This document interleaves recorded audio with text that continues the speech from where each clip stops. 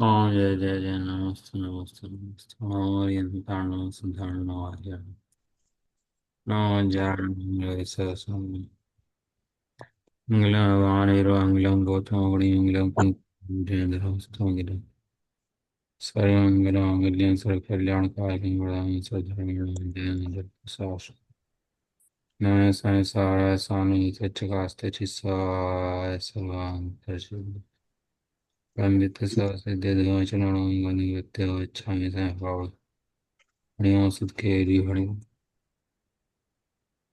श्री समय सारथी सरस्वती ज्ञान अधिकार और सकल कर्म संन्यास की भावना। कर्म वैरी, कर्मों का जोर, जिसके बल से जीव संसार में घूमता है, अज्ञान दशा, उसका अभाव, पूर्ण स्वभाव की प्राप्ति। एक कलश हो गया था इसके अंदर कि सकल कर्मों के फल का त्याग करके ज्ञान चेतना की भावना करने वाला ज्ञानी कहता है कि मैं सकल कर्म को संन्यास करने के लिए चैतन्य लक्षण आत्म तत्व को भोगता हूँ, कर्मों को नहीं भोगता। आत्म तत्व अचल है और समस्त कर्मों का नाश करके केवल ज्ञान उत्पन्न करने में समर्थ है। इसलिए मैं एक आत्मा का ही भोग करता हूँ, अन्य पदार्थों का भोग नहीं करते। समय सा नाटक में बनारस ने सोने लिखा, एक बलवान पुरुष था, दुनिया को जीत रखा था उसने, सारी दुनिया पर राज कर रहा था वो, सब डरते थे उससे। लेकिन एक दिन उससे सवाया पहलवान आया। वो पहलवान था, उससे बड़ा सवाया पहलवान आया, मूछ मोड़ के, लट गाड़ के, धरती फोड़ के। वो सवाया पहलवान आया और कहने लगा आ, अब लड़ते हैं। तो उसे सवाया पहलवान को देख करके वो जो पहलवान था वो भाग गया। वो जो दुनिया को जीत रखी थी इसने, सवाया बल चाहिए, सवाया बल। सवाया बल माने शेर को सवा शेर। सुनी कहा नहीं सुनी? सुनी है। शेर है, एक सवा शेर है। ये शेर है, कर्म शेर है, ठीक है, इस दुनिया को जीत रखा है, लेकिन आत्मा सवा शेर है। जीत लेता है कर्मों को एक मिनट के अंदर, सारे कर्मों को जीतने में समर्थ है सवा शेर। एक इंद्रिय में तो कुछ बिगड़ा नहीं मेरा, दो इंद्रिय, तीन इंद्रिय में अनंत अनादिकाल से निरंतर के अंदर, अब तो कुछ बिगड़ा नहीं। अब बिगड़ जाएगा, थोड़े से परिणाम मैंने अच्छे नहीं करे तो मेरा बिगड़ जाएगा, अब मेरा नाश हो जाएगा। बताओ बताओ, मतलब एक इंद्रिय में नरकों में रुला पिटा, इतना इतना सब लिखा कर उसके अंदर, तो दुखी होने के लिए थोड़ा लिखा। अरे भैया मैं ऐसा था, मैं नरकों में भूखा मरा, प्यासा मरा भाई, बहुत दुख हुआ मुझे, इसलिए थोड़ा ना बताया। किस लिए बताया? वहां भी तेरा कुछ नहीं बिगड़ा इसलिए बताया। ये निर्भरता के लिए बताया था कि डरने के लिए बताया था? निर्भय होने के लिए बताया था कि भयभीत होने के लिए बताया था? ज्ञानी भयभीत होता है और ज्ञानी भयभीत नहीं होता। मतलब इतने, एक इतने गतियों के जीव, इतनी जातियों के जीव, हम भी इन जातियों में मिले। इस संसार के अंदर ऐसा कोई क्षेत्र नहीं जहाँ मन भटकाओ, जल गया, मर गया, पिट गया, जंगल में रहा, चींटी कीड़ा मकोड़ा बन गया, आकाश में पक्षियों में उड़ता फिरा, एक इंद्रिय बन गया, सब बन गया, सब कुछ हो गया, जो बनता सब हो गया। नहीं बताओ, आज भी मेरा कुछ एक बाल भी बांका हुआ? एक बाल ही बांका हुआ मतलब मेरे गुण भी कम हुआ क्या? पूजा करूंगा, पाठ करूंगा, संयम करूंगा, तत्व विचार करूंगा तो मेरा कल्याण होगा, नहीं तो मेरा कल्याण नहीं होगा। अरे तो कल्याण स्वरूप है, तेरा कल्याण कभी हो सकता नहीं है। कल्याण का तेरे अंदर प्रवेश है नहीं। तू पूजा पाठ करे, स्वाध्याय करे तो पूरा हो ऐसा नहीं है, तू पूरा है, परिपूर्ण है। कम होता कभी नहीं है। तो कुछ ना करूं, तू करने वाला है कौन? फिर वही क्वेश्चन दिमाग में, मैं करता हूँ या मैं नहीं करता हूँ या मैं ना करूँ? तीन ही बातें हैं, या तो मैं करता हूँ इन सबका, हम नहीं करते भैया, सब हटाओ। और करता हो और कह दो कि नहीं सब इससे धर्म नहीं होता, तो ना करूं फिर? अरे तू करता है कि नहीं करता है कि ना करूं, इन पर्यायों में तू है कहाँ? एक समय के पर्याय करता तू कैसे है?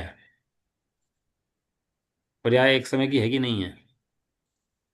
तो देख तू कैसे कंट्रोल करता है, मैं पढ़ता हूँ, मैं सुनता हूँ, अभी शुभ भाव जो है ना इसको बड़ा ठप्पा देते हैं। अभी शुभ भाव करता है, मानता है कि मैं धर्म करता हूँ। ये लास्ट का एंड एंड का जो मुंह है ना यहीं पड़ता है ये, कि शुभ भाव करेगा वो इसको लगेगा मैं धर्म करता हूँ। अरे तो एक चैतन्य स्वरूपी आत्मा का बल क्यों नहीं पकड़ता?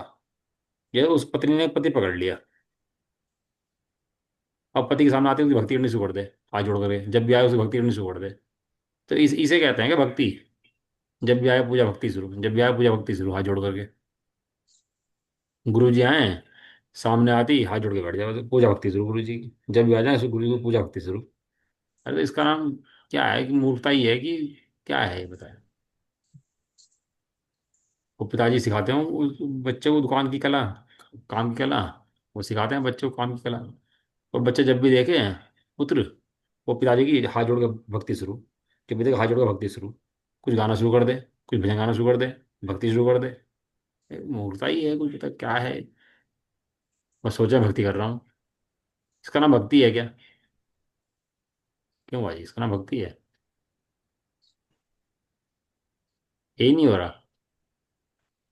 फिर सहज है। रहता है, कला सीखता है और महिमा अंदर में रहती है। ये है कि नहीं है? महिमा अंदर रहती है, कला सीखता रहता है उनसे। और जब भी देखे हाथ जोड़ के बस भक्ति, हाथ जोड़ के देख दे भक्ति, भजन गाना शुरू कर दे, भक्ति आना शुरू कर दे, तो बस ऐसे ही है, कोर्स लेके बैठ गया, एक भक्ति पूजा का पूरा हो गया। तो ये शुभ भाव जो है ना ठपका देते हैं, इसलिए कि ये जो शुभ को पूरा करके समझता है ना मेरा धर्म हो गया, ये अभी प्रारंभ भी नहीं हुआ। जब तक प्रयास से नहीं छूटेगा धर्म प्रारंभ हो सकता नहीं है। ये सब पर्याय तो हैं और क्या है। इतनी पर्याय आई गई, सब पर्याय आई रही हैं, जा ही रही हैं अभी पर्याय सारी सारी। अनंत परमाणु आ रहे हैं जा रहे हैं, अनंत पर्याय प्रतिक्षण आ रही हैं जा रही हैं। इस जीव के भी अनंत गुण हैं, अनंत गुणों के अनंत पर्याय हैं। प्रतिक्षण बिना कहे इसके बिना पूछे परिणमन कर रही हैं। इससे पूछ के परिणम नहीं करती कोई पर्याय, कि तू कहेगा तो परिणमन करेंगे, जैसा कहेगा वैसा परिणमन करेंगी। ऐसा कुछ भी तो नहीं हो रहा।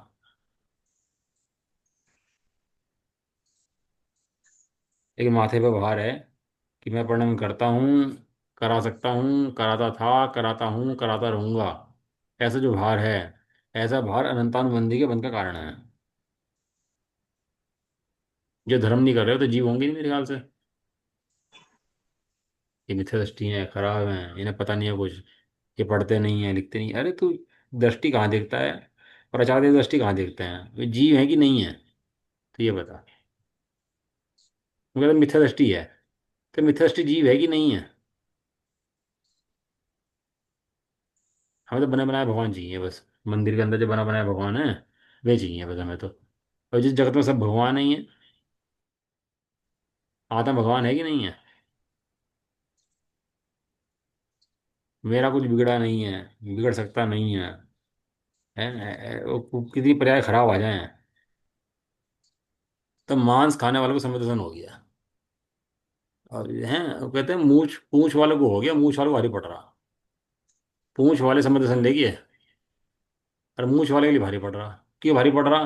कि सिर पे जो वो जोड़ लिया ना इसने अपने अहंकार की कड़ियां, कि मैं करता हूँ, मैं कर लूंगा, मैं कर दिखाऊंगा।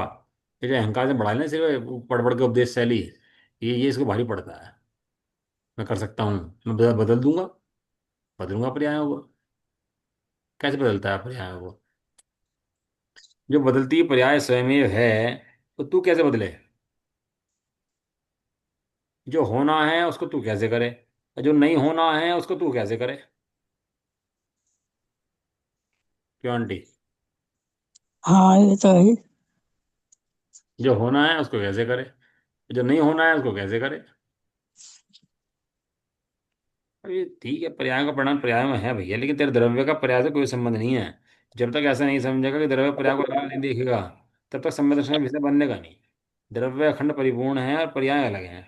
पर्याय परिणमनहीन रूप है, क्षणिक रूप है, नाश होती भी है, एक समय की है, वो सब पर्याय के अंदर है। और तेरे द्रव्य के अंदर कुछ नहीं है।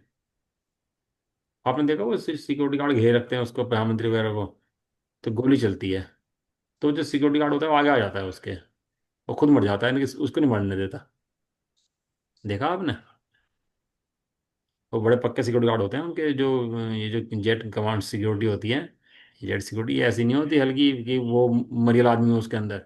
बड़े बलवान होते हैं उसके अंदर में, वो खुद मर जाए 1 मिनट के अंदर, 1 सेकंड के अंदर, लेकिन उसको नहीं मरने देते जिसकी सुरक्षा में हैं। ये पर्याय आके मर जाती है, मेरे तरफ का कुछ नहीं बिगड़ता। ये पर्याय सब अपने पर ले आती है। राग द्वेष मोह काम क्रोध कर्म, ये सब अपने ऊपर ले आती है, लेकिन द्रव्य का भी कुछ नहीं बिगड़ता। द्रव्य राजा है, द्रव्य कुछ नहीं बिगड़ता। ऐसा अपने स्वरूप के प्रति व्यवहार था। अब पर्यायों का होगा, विचार भी होंगे, आएंगे विचार, तो आएंगे तो ये भी सहज आएंगे। उनसे आकुलता भी होगी, निराकुलता भी होगी, सब होगी, तो वो सहज होगी। सम्य दर्शन भी होगा तो सहज होगा, केवल ज्ञान भी होगा तो सहज होगा। वो पर्याय अपने काल का, खुद का अपना पूरा पूरा स्वयं में लेके बैठी हुई है। जो पर्याय है ना, अपने परिणमन है, और परिणमन की योग्यता है, वो स्वयं में लेके बैठी हुई है, स्वयं में लेकर बैठी हुई। ऐसे तो सब इस लोक के अंदर सबको देख लो परिणमन के अंदर, क्योंकि सब में नजर आता है कि प्रत्येक वस्तु का परिणमन स्वतंत्र ही चल रहा है, कोई परिणमन किसी को कराता नहीं है वास्तव में। और दूसरी बात है, वो परिणमन भी चल रहा है, वो भी स्वतंत्रता चल रहा है। वो खुद द्रव्य भी उस परिणमन को नहीं कराता, वो द्रव्य उस परिणमन को। अरे मन नहीं कर रहा था। हाँ, वो गुण है एक स्पर्श नाम का। अब गुण स्पर्श नाम का है, वो ठंडा कराएगी, गर्म कराएगी, हल्का कराएगी, ये काम स्पर्श गुण का नहीं है, ये पर्याय का काम है। वो तो स्पर्श गुण है, और द्रव्य उधारी है। और एक द्रव्य के अंदर क्या भरा पड़ा? अनंत गुण भरे पड़े। अनंत गुणों के अनंत पर्याय भरी पड़ी, और अनंत काल की भरी पड़ी, भूतकाल की, वर्तमान की, भविष्य की। वो सब पर्याय गुण भरा पड़ा उसके अंदर। वो सब सहज की अवस्थाएं हैं, कोई करने कुराने की व्यवस्था ही नहीं, कोई करे उसको बनाए। रेडीमेड कपड़ा होता है ना, लाओ और पहनो, ऐसी बात है।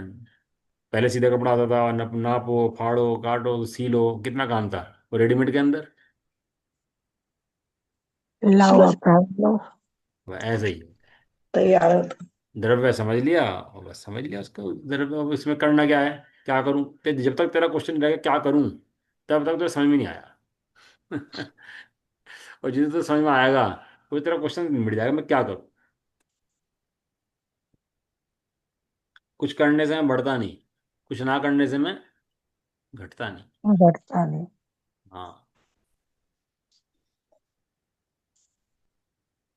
ये तो दृष्टि दी है समय सार जी ने, जैन धर्म ने।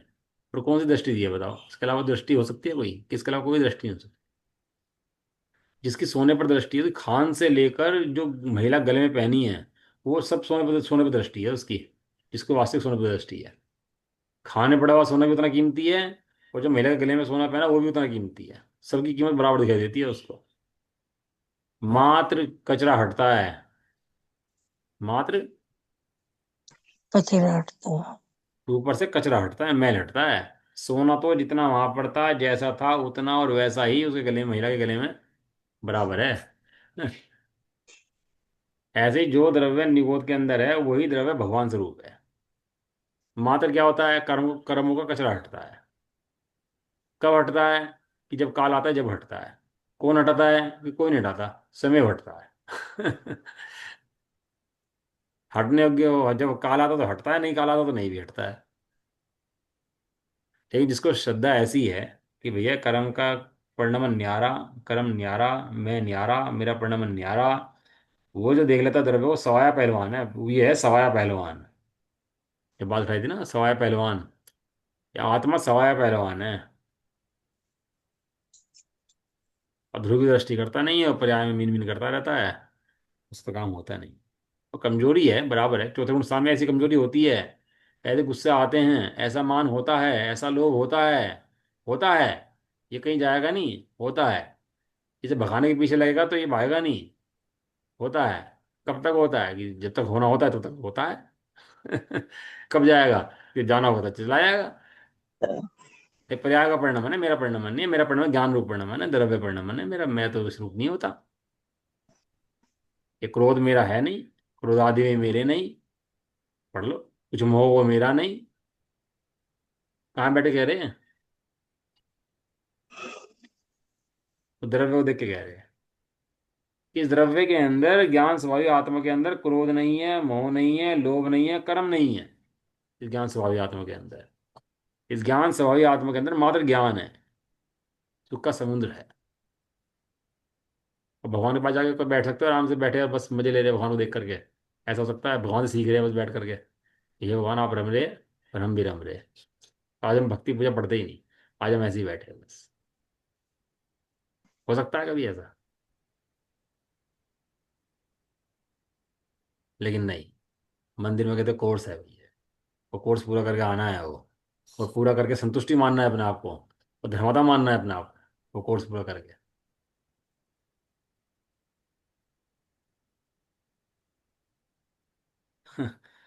अपने को आत्मा देखे, बहुत सिंपल गणित है। जैसा जैसा तूने बाहर में लगाया है ना अपना उपयोग, ऐसा उपयोग अपने अंतर में लगा दे। जैसे तेरा अपनापन बाहर में है ना, ऐसे अपनापन अंदर पर अंदर हो जाएगा। अब मकान है अपना, है मान लिया अपना मकान है, तो सारा दिन उसको देखता रहता है बेटा, भक्ति पूजा करता रहता है बेटा वो इसकी, बाद में श्रद्धान में है कि ये मेरा है बस। ऐसी आत्मा अंदर में आ जाएगा कि मेरा है बस आत्मा, ये अखंड मूर्ति आत्मा, चैतन्य मूर्ति आत्मा जो है, ये मेरा है। इसी का नाम समुपदेशन है। भीलों को, मलेच्छों को, जो सप्त व्यसनियों को, चोरों को आसान हो गया, सबने समुपदेशन प्राप्त कर लिया इसी बल से। और इसको भारी पड़ रहा।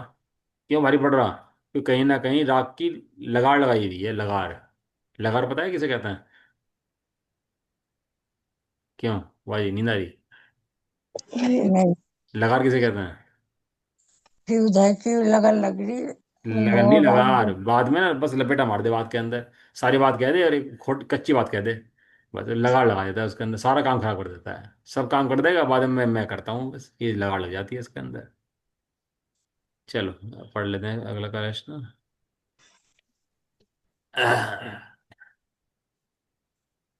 ये पूर्व भाव कृत्क्रम विश्द्रुमाणाम भुक्ते फलानि न खलु स्वतैव तृप्ते आपातकालरमणीयमूर्धकरम्यम् निष्कर्म शर्म ये मेति दशांतरम से।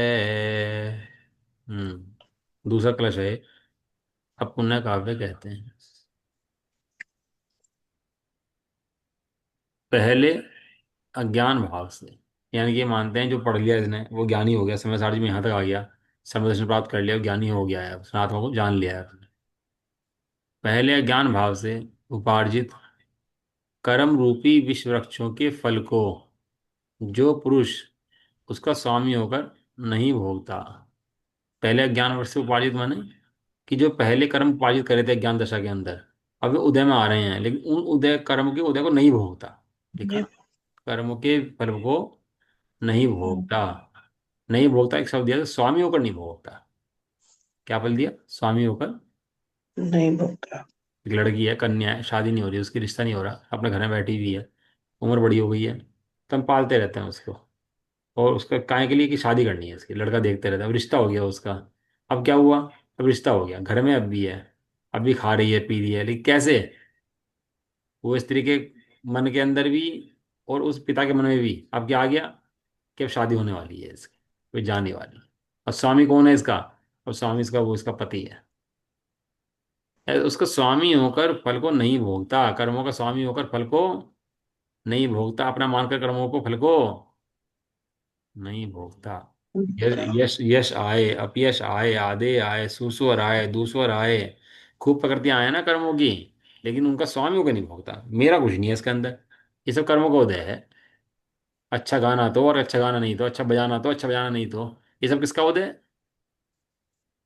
कर्मों का। कर अच्छा खाना तो अच्छा बनाना तो, सब सब कर्मों का उदय है। बताओ सेठ जी बैठे हो, सेठ जी, और वो बड़े सेठ हो, वो खूब खा सकते हो, डॉक्टर ने कहते डायबिटीज है, अब बताओ क्या करे? अब खा सकता नहीं, सामने सब रखे। कर्म को उदय में ऐसी दशा होती है, जब चने हैं तब दांत नहीं, दांत है चने नहीं।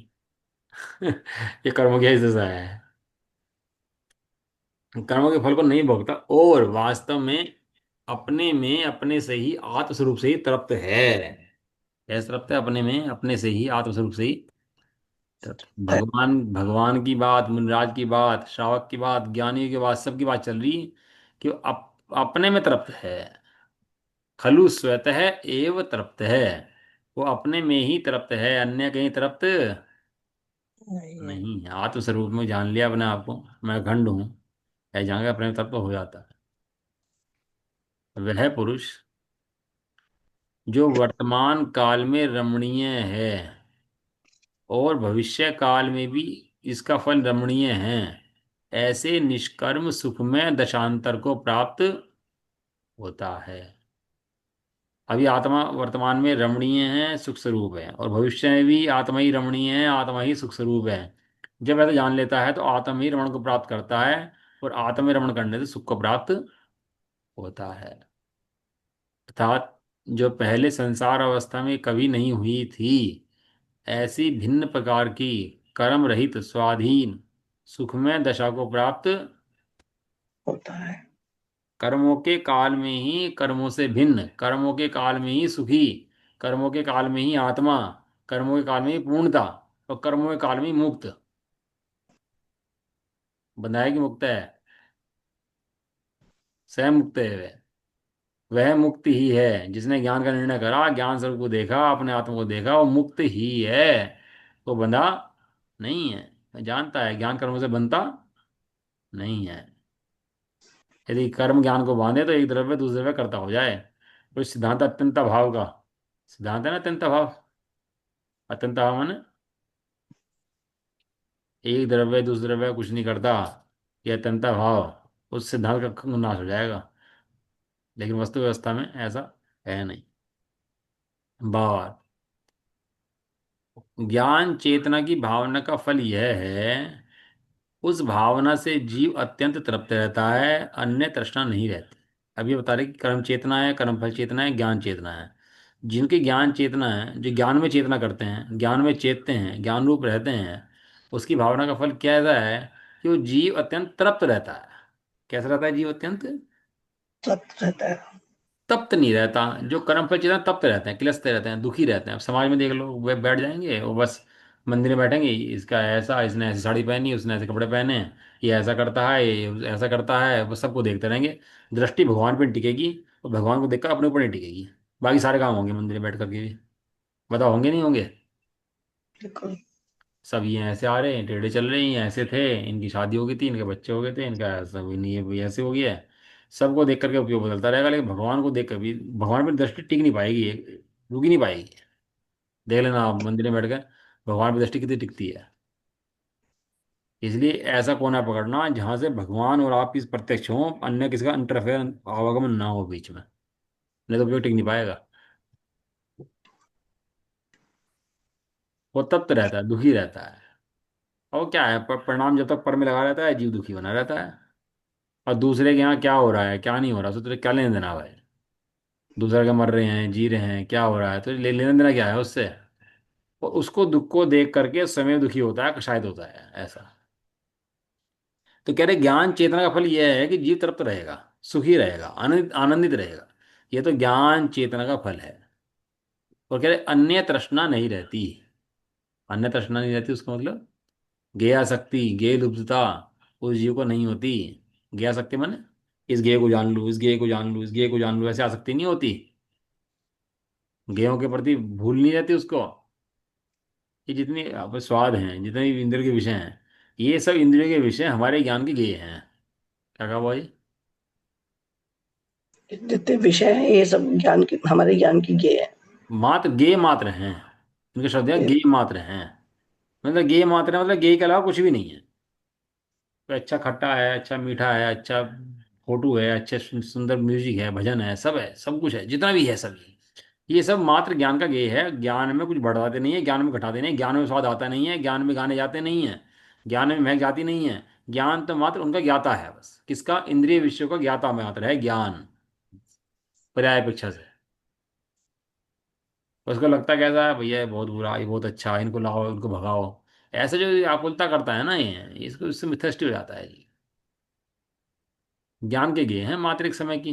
एक समय की पर्याय में आते हैं, चले जाते हैं, अपना स्वरूप प्रकट करते हैं और चले जाते हैं, स्वरूप प्रकट करते हैं और चले जाते हैं। और बेताल था, बेताल बोलता था विक्रम को कि तू बोला और मैं उड़ा, मैं भागा। है, ये तो बोलता था उसको वो। ये बोला। चुप रहना एकदम बस उड़ तू। एकदम उड़ रहा था। और फिर भागेगा। ऐसे ही यहाँ पर है कि जीव इंद्रियों के विषयों में फंसा, रुला, बस तू ही गया। तो ये काम खराब है इसका। इंद्रिय विषय आएंगे, तरह तरह का आएंगे, बदल बदल कर आएंगे, शब्द आएंगे, सूंघ आएगी, आँख का सब आएगा। तो तेरा कुछ बिगाड़ने में समर्थ नहीं है, तेरा कुछ बढ़ाने में समर्थ नहीं है। एक समय की पर्याय में आएंगे, झलक के चले जाएंगे। तू जो चिल्ला चोट है तोबा करता है, ये तेरी समस्या जो है, इससे कर्म का बंधन है, वो खड़ा हो जाता है। इससे ज्ञान उत्पन्न हो जाता है, वो तृप्त रहता है। जो जीव की आत्मा को जानता है, स्वभाव को जानता है, ज्ञान के स्वभाव को, ज्ञान को जानता है, वो तृप्त रहता है। और उसको अन्य तृष्णा नहीं रहती, विषय को जानने की तृष्णा उसको खत्म हो जाती है। तो ज्ञान को जानने की जो है वो आनंद रहता है। और तेरे विषय की तृष्णा जानने की खत्म उसकी हो जाती है। और भविष्य में केवल ज्ञान उत्पन्न करके समस्त कर्मों से रहित मोक्ष अवस्था को जीव प्राप्त कर लेता है, मोक्ष अवस्था को प्राप्त होता है। मोक्ष हो ना हो वो तो चलो हो गई, मोक्ष तो उसको मिलता है। मोक्ष कैसे मिलता है? तो गेहूं के साथ ऊपर छिलका आता है ना, घास का, तो उसका भूस आता है, इस तरह से मोक्ष आता है उसको। उसी का मोक्ष आ जाता है, जिसको अपने स्वरूप के बारे में निभाता है, उसका मोक्ष आएगा ही आएगा। आए बिना रह सकता नहीं उस जीव का मोक्ष। लेकिन स्वरूप की निर्भरता बहुत आवश्यक है पहले। अब कहना है पूर्वोक्त रीति से कर्म चेतना और कर्म फल चेतना के त्याग की भावना करके अज्ञान चेतना के प्रलय को प्रकटता नचाकर, अज्ञान चेतना के, जब तक तेरे पैर चलेंगे इसकी सांस चलेंगी, तेरे पैर रुक जाएंगे सांस बंद हो जाएगी। कैसे नचाता है करो है। ऐसे ही बेटा, जब तक तू नाचता हो नाच ले। अब हमने नचाना तेरा शुरू कर दिया है, अब तू नाच, तूने बहुत नचा लिया है अब तक, अब तू नाचना शुरू कर। याद बहुत है डायलॉग। शोले अरे पिक्चर का आपको याद है? इन ऐसे नचाते हैं, नचाते थे वास्तव में। बंदूक हाथ में, नाच बेटा जो कर्म, अब तू नाच। अब वो कर्म देखो जंगल के अंदर वहां पर कैसे कैसे रहता है, वहां मगरमच्छ, भेल, चमार, कैसे कैसे वो हालत जंगलों में रहती है। शेर घूम रहे, चीते घूम रहे, चींटी मकोड़े, बिच्छू, मच्छर, क्या क्या नहीं घूम रहा वहां पर है, तो काट रहे। लेकिन उन्हें बिल्कुल भी, उन्हें कर्म नचाने में समर्थ नहीं। अब बताओ। अब मुनराज की हड्डी नहीं टूटती होंगी वहां पर। शेर खाने जाता होगा, पता लगा आधा खा गया, आधा छोड़ गया। और कैसे क्या अवस्था में होती होंगी वहां जंगल के अंदर। जंगल में छोड़ रहा कोई? मैं कह रहा संगी पंचेंद्रिय जीव, शेर आदि हैं, उनको तो फ्री बुद्धि है, चले गए। ये मच्छर हैं, कीड़े हैं, केचुआ है, मकोड़ा है, और झिंगुर है, छिपकली है, और बिच्छू है। ये चीज ये छोड़ेंगे? चिपक गया आकर के। और हमें लगता है अरे अरे, अरे। तो मुनराजों को नहीं लगता? जब तुम मुनराज की दृष्टि पे जाके देख के बैठोगे तो वो आत्मा में इतने रमन हैं, मस्त हैं, कि उन्हें लगता ही नहीं है। महामित्र सम जानू यो संयोग नो, कि यदि यह संयोग आए, शेर खाए बिच्छू खाएं, तो वो संयोग उनको महामित्र के समान लगता है। क्योंकि अपने आत्मा में जाने में सहायक है, अपने आत्मा में जाके बैठ जाते हैं, बताओ। अब जिनके मुनिराज आदर्श हो, जिनको मुनिराज मुनिपन दिखता हो, वो ये छोटे मोटे भोग क्यों भोगेगा? भक्ष भक्षण के, एसी पंखों के, और ऐसे भोग क्यों भोगेगा? बताओ क्यों भोगेगा? पहले तो ये कहते थे भैया, आटे की मियाद इतनी है, मसाले की मियाद इतनी है, बताते थे ना मियाद कितनी कितनी है सब चीज़ों की। अब तो ये बातें दूर रहेगी, अब तो ये बताना भारी पड़ रहा, बाजार का मत खाओ इसे मांस आ रहा। पहले तो मियाद की बात चलती थी, फिर ये कहने लगे, भैया भक्ष मत खाओ।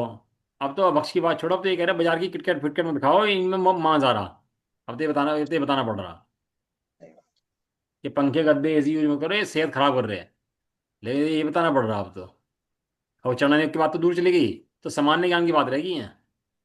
तो सामान्य ज्ञान है, आचरण योग तो पता नहीं कहाँ चला गया फिर वो। कि जंगल में मुनराज आनंद करते हैं, जिनके मुनराज आदर्श हैं, उनको भोगों में सुख आ सकता नहीं है, भोगों से दूर भागते हैं, क्योंकि भोग तो भैया बहुत दुखकारी है। भोग सुख के केंद्र नहीं है, भोग दुख के केंद्र हैं। तो कह रहे पूर्वोक्त रीति से कर्म चेतना और कर्म फल चेतना के त्याग की भावना करके अज्ञान चेतना के प्रलय को पकड़ता है नचाकर। अज्ञान चेतना के प्रलय को। नचाकर अपने स्वभाव को पूर्ण करके। हाँ। जिस समय अंग्रेज गए थे ना यहाँ से, अंग्रेजों को मुझे जा रहे थे तो गर्दन काट दी थी उनकी, सबकी अंग्रेजों की गर्दन काट के उन्होंने तवे पे रख रख के उछाली थी उनकी गर्दनों को। ऐसा सुनने में आता है जिस टाइम अंग्रेज गए थे यहाँ से, जब समय ये हुआ था कि भाई अंग्रेज जा रहे हैं। गुलामी का प्रतीक था ना अंग्रेज। तो गए थे तो कितनी खुशी हुई थी पूरे हिंदुस्तान के अंदर। कैसे नाचे थे। अंग्रेज भाग रहे थे और हिंदुस्तानी नाच रहे थे। ये हुआ होगा ना 1947 के अंदर। हम तो थे नहीं। चाचा जी पिताजी तो थे हमारे। उस समय कैसा माहौल रहा होगा, अंग्रेज भाग रहे थे और हिंदुस्तानी नाच रहे थे। क्यों नाच रहे थे हिंदुस्तानी इतने? हम आजाद हैं। अब हम अपनी व्यवस्थाएं खुद बनाएंगे। ऐसे ही यहाँ कर्म भागता है और जीव नाचता है। अज्ञान चेतना का प्रलय। प्रलय किसे कहते हैं? प्रलय आ गई भैया, सब हट गया, सब खत्म। प्रलय में सब खत्म। कुछ ही नहीं सब बचा। खत्म। कुछ नहीं बचा। ऐसे अज्ञान चेतना मन ने अज्ञान का कुछ नहीं बचा। सारे अज्ञान चेतना में प्रलय आ गया और बढ़ा दिया। इसको नचाकर अपने स्वभाव को पूर्ण करके ज्ञान चेतना को नचाते हुए। कर्म चेतना भी नाच रही है और ज्ञान चेतना भी नाच रही है। दोनों नाच रहे हैं। कर्म चेतना भागने के लिए नाच रही है और ज्ञान चेतना आनंद करने के लिए नाच रही है। इतना फर्क है दोनों के अंदर। तो जो बसते मिलके दुखी है आपस में, दूसरे को कर्म को देख करके, जीव को देख करके। हमारे क्लास में दो बच्चे थे, छोटू मोटू। वो सामने रहते थे घर के हमारे। तो क्या करते, छोटू पिटता तो मोटू रोता। और मोटू रोता तो छोटू पिटता तो मोटू रोता। ऐसी उनकी दशा थी दोनों की। अब हुआ ऐसा कि किसी को छोटू को रुलाना हो तो छोटू को नहीं रोकना, मोटू को पीटना। अब मोटू को रुलाना हो तो मोटू को नहीं पीटना, छोटू को पीटना। याद है भाई, थे ना हमारे साथ घर के सामने हाँ। छोटू मोटू। अब वो क्लास में दो रोते हैं, अब क्या था ज्ञान कि उसे वो पिट रहा, ये रो रहा खड़ा हुआ करके। और प्रेम था उनमें आपस में भाइयों में, वो ठीक है। लेकिन भाई ये इसकी पिटने से तेरा कुछ नहीं बिगड़ता, इसके पिटने से तेरा कुछ नहीं बिगड़ता। तू मत रो। ये कर्मों की पिटाई होती है, कर्म होता है तो ये खुद रोना शुरू कर देता है। अरे तू क्यों रोता है भाई? तो अपने आनंद में मग्न रहे। तुझे क्या लेने देना है उस कर्मों से? ये कर्म नाचते हैं, कर्म भागते हैं। ये ज्ञान चेतन नचाते हुए ज्ञानी जन सदाकाल कैसे रहो? आनंद रूप रहो। रहो। आचार्य रामचंद्र जो आनंद करने चलते हैं ना, तो लाइन लगा देते हैं, झड़ी लगा देते हैं फिर तो आनंद की। इनके इतना मजा आता है, आनंद की लाइन लगा देते हैं। और ऐसा नहीं लिखते हैं तो आनंद आता है। उनके सदाकाल आनंद में है। सदाकाल आनंद में है। सदाकाल आनंद रूप रहो। सदाकाल। सदाकाल आनंद रूप रहो। आनंद। वो मनुष्य मानता है, हम पुरुष मानते हैं। तो कभी कभी मानते हैं कि कभी नहीं मानते, कहीं मानते हैं, कैसा होता है? जब हम अपने को मनुष्य मानते हैं, पुरुष मानते हैं, स्त्री मानते हैं, तो कभी कभी मानते हैं कि हमेशा मानते हैं? हमेशा ही मानते हैं। और कभी ध्यान लगाना पड़ता है, वो कभी पूजा पाठ करनी पड़ती है, कभी ध्यान लगाना पड़ता हो, याद करना पड़ता हो, कभी ऐसा होता है अपने साथ? नहीं होता। तो कहीं भी नहीं होता। ये लक्षण श्रद्धा का है। और तुझे जबरदस्ती कर सोचता है ना, मैं याद करूं, रट लूं, आत्मा को रट लूं। ये तेरी श्रद्धा ही नहीं वास्ता है। जब श्रद्धा होगी तो तेरे ऐसे याद करने की जरूरत नहीं पड़ने की। भाई साहब हैं, वो स्वाध्याय कभी करते ही नहीं है, कभी मंदिर के दर्शन सुबह हाथ जोड़ के आ जाते हैं। वो जरूरत ही नहीं पड़ती। क्यों? क्योंकि धर्म आत्मा का नाम है और आत्मा रूप सदा रहते हैं। तो क्या ना करें? कि तू कर मत कर वो एक अलग बात है, लेकिन तू गलत पकड़ता है ना बारंबार। चक्कर ये है। लेकिन करने की जरूरत ना हो तो भी तू आत्मा है। ना करे तो भी आत्मा है। तो करे तो भी आत्मा है। परिपूर्ण आत्मा है। मैं जान लूँ आत्मा को तो परिपूर्ण होऊंगा, ऐसा नहीं है। आत्मा को जाने कि नहीं जाने, तो भी हमेशा परिपूर्ण है, घटता नहीं है। आत्मा कुछ भी कभी अनंत काल से नहीं, अनादि काल से नहीं घटा। इस उपदेश का काव्य कहते हैं। अब ये उपदेश का काव्य जो है थोड़ा कल ही पढ़ेंगे, दो कलश हैं, दो कलश कल पूरा कर लेंगे, जैसे नचार की टीका है इसकी। तो वो कर लेंगे। गाते चलते हो काफी दिन हो गए मेरे ख्याल से। गाते चलते 10 दिन हो गए मेरे ख्याल से, नहीं हो गया? हाँ, हो गए, ज्यादा ही हो गए। 10 दिन तो हो हाँ। गए। लेकिन माली इसके गाथा के अंदर इतना देर रखा, आचार्य देव ने करें क्या कि खत्म होने की नाम नहीं लेती है। आप लोग तो कामधेनु गाय की तरह है। कितना नहीं दूध दे, जितना घुटने में ताकत होता है निकाल ले। अब अपने से तो इतना निकल सकता होता निकाल रहे हैं, और आप जितना निकाल सकते हो उतना निकाल लो बैठ करके। आचार्य देव ने सिद्धांत दे दिया, अब इसके अलावा सिद्धांत तो कोई और होता नहीं है। यही सिद्धांत है मोक्ष प्राप्त करने का, और कौन सा सिद्धांत है। चलो फिर चर्चा भाई कल करते हैं, समय हो गया क्या है ना। निज निधि निज में बताई। यह अनंत उपकार है, के लिए जिन वाणी माहो वंदना शतबार। खत्म होने का टाइम आगे ऊपर जाएगा तुमसे। हम्म। खत्म होने का टाइम पे आ गया तुम साथ है। जैसे खत्म होने नहीं का मैं, टाइम आया तुरंत आ गए। नहीं ऐसा नहीं है, थोड़ी देर पहले आ गया था। अच्छा चलो बढ़िया है। नो बड़ा होगा।